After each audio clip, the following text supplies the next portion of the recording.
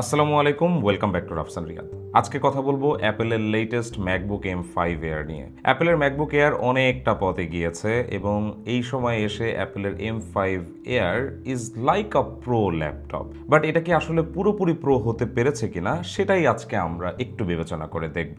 আমরা যদি একটু ইতিহাস ঘাঁটি তাহলে অ্যাপেলের এয়ার ল্যাপটপটা সবচেয়ে বড় চেঞ্জেস নিয়ে এসেছিল তাদের M1 সিলিকন আপডেটের মাধ্যমে। সেই সময় 4K রেন্ডারিং পসিবল হয়েছিল ওই ল্যাপটপটার মাধ্যমে। That was insane. এরপরে ধীরে ধীরে M2 এয়ার এবং এরপরে M4 এয়ারে একটা বড়সড় আপগ্রেড এবং আজকে M5 এয়ার আমাদের মাঝে এসেছে, যেই ল্যাপটপটার বেস ভ্যারিয়েন্টটি স্টার্ট হচ্ছে 512 জিবিতে। অথচ একটা সময় ছিল যখন অ্যাপেলের এই এয়ার ল্যাপটপটাই বেস ভ্যারিয়েন্টে স্টার্ট হতো 256 জিবিতে। তবে এবার 512 জিবি বেস ভ্যারিয়েন্ট হলেও এই ল্যাপটপটার দাম কিন্তু সেই আগের মতোই আছে। বাংলাদেশের মার্কেটে এই ল্যাপটপটা 1,37,38,000 টাকার আশেপাশে পাওয়া যাচ্ছে। এখন প্রশ্ন হচ্ছে যে এত টাকা দিয়ে একটা ফ্যানলেস ল্যাপটপ, যেটার পোর্ট একদমই কম বলা যায়, যেটাতে আবার 60 হার্টজের ডিসপ্লে আছে, সো এটা কি আলটিমেটলি একটা গুড ডিসিশন কিনা সেটাই আমরা আজকের ভিডিওতে একটু দেখব। একদম শুরুতেই ল্যাপটপটার ডিজাইন নিয়ে কথা বলি। এটা সম্পূর্ণ অ্যালুমিনিয়ামের তৈরি একটা ল্যাপটপ, যেটা এর predecessor M2 air, M3 air, M4 এয়ারকে রিজেম্বল করে। একদম পুরোপুরি সেম ডিজাইনে এই ল্যাপটপটা এসেছে, যেটার বাম পাশে আমরা এখানে ম্যাক্সেফ 3 এর চার্জিং পোর্ট দেখতে পাচ্ছি এবং ডান দিকে 3.5 এর একটা হেডফোন জ্যাক আছে এবং এর সাথে যে দুইটা USB-C পোর্ট দেখতে পাচ্ছি, এই দুইটাই কিন্তু থান্ডারবোল্ট 4 সাপোর্টেড USB-C পোর্ট, যেটা দিয়ে আপ টু 40 গিগাবাইট পার সেকেন্ডে ডেটা ট্রান্সফার করা পসিবল। তবে এখানে কোনো HDMI স্লট নাই প্রো ল্যাপটপের মতো এবং ডান সাইডেও কোনো USB-C পোর্ট নাই। আর এখানে USB-C পোর্টগুলো এতটাই কাছাকাছি অবস্থান করে যে একটা পোর্ট ব্যবহার করলে অন্য আরেকটি পোর্ট ব্যবহার করা কষ্ট হয়ে যায়। এমনকি চার্জিং এর সময় আপনি একটু মোটা পেন ড্রাইভ ব্যবহার করতে চাইলে সেটাও কিন্তু পারবেন না, যে কারণে বেশিরভাগ সময় আপনাকে অবশ্যই ডঙ্গল ব্যবহার করতে হবে। ল্যাপটপটার কিবোর্ড এবং ম্যাজিক ট্র্যাকপ্যাড সব আগের মতোই আছে। এখানে একটা টাচ আইডি সেন্সর আছে এবং এই কিবোর্ডটাও খুবই ক্লিকি এবং খুবই ভালো একটা সাউন্ড জেনারেট করে ক্লিকিং এর সময়, যেটা খুবই স্যাটিসফাইং লাগে আমার কাছে।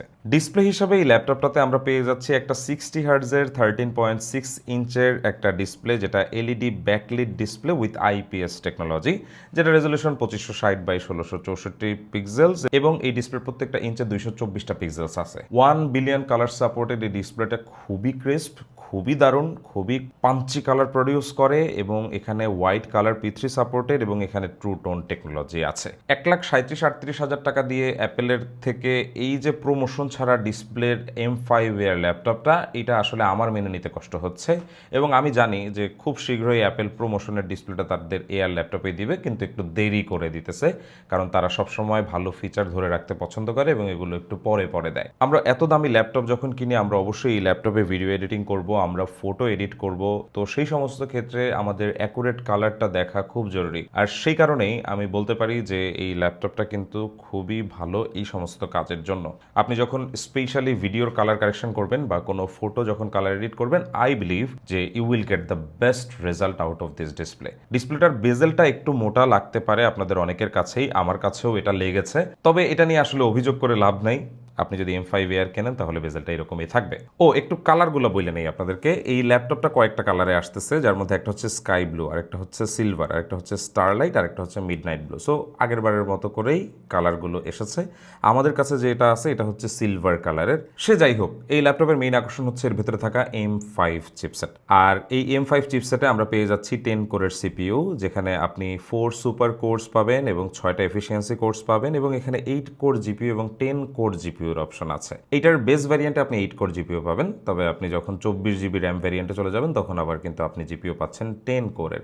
এটা আমার কাছে খুবই ডিসঅ্যাপয়েন্টিং লাগছে পার্সোনালি, যে এত টাকার ল্যাপটপে 8 কোরের জিপিইউ।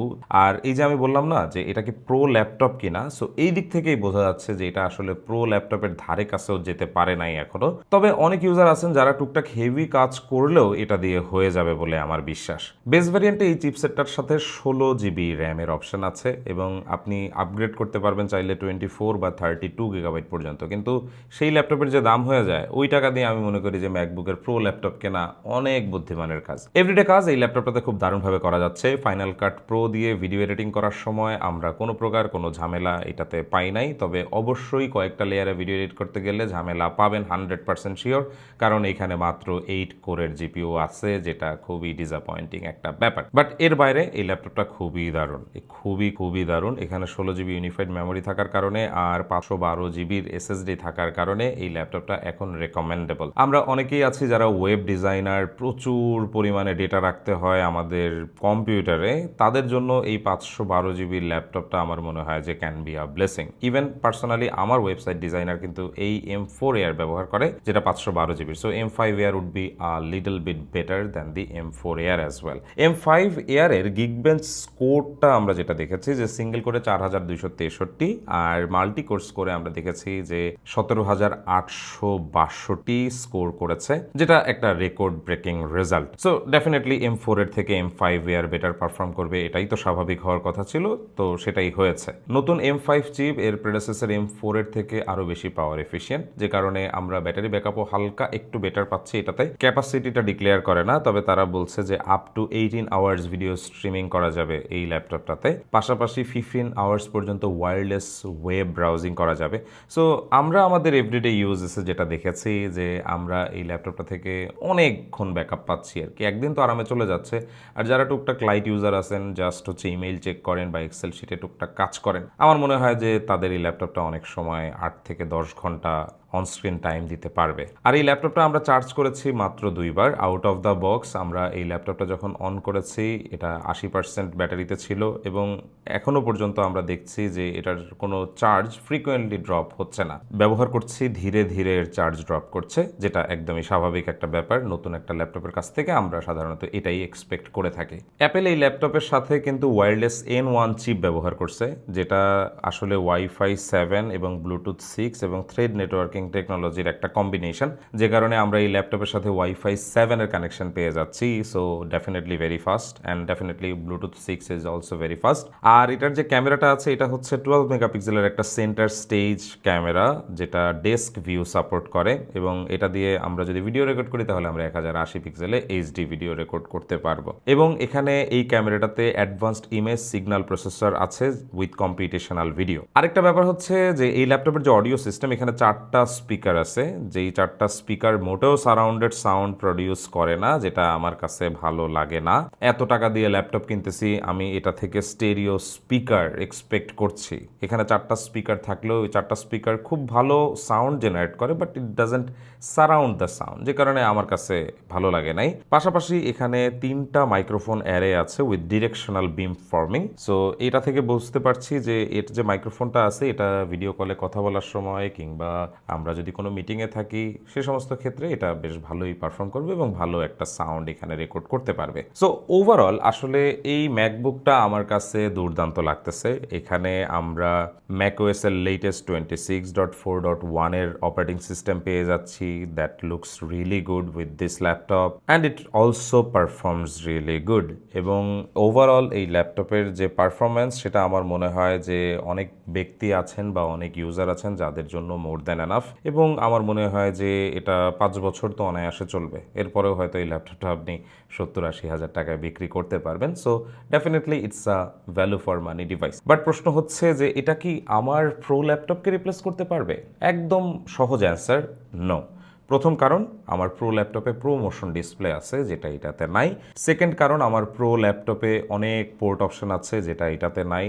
থার্ড কারণ হচ্ছে যে আমার যে প্রো ল্যাপটপ আছে সেই প্রো ল্যাপটপে আমি যে জিপিইউ অপশন পেয়ে যাচ্ছি সেই জিপিইউ অপশন আমি এটাতে পাচ্ছি না, যে কারণে যে কোনো প্রকার হেভি টাস্কের ক্ষেত্রে কিন্তু আমাকে জিপিইউ নিয়ে অবশ্যই অনেক প্যারা খাইতে হবে। এবং থার্ড হচ্ছে যে এর যে অডিও সিস্টেম, এই অডিও সিস্টেম আমার প্রো ল্যাপটপের ধারে কাছেও নাই। কাজেই pro laptop can never be replaced with the M5 Air।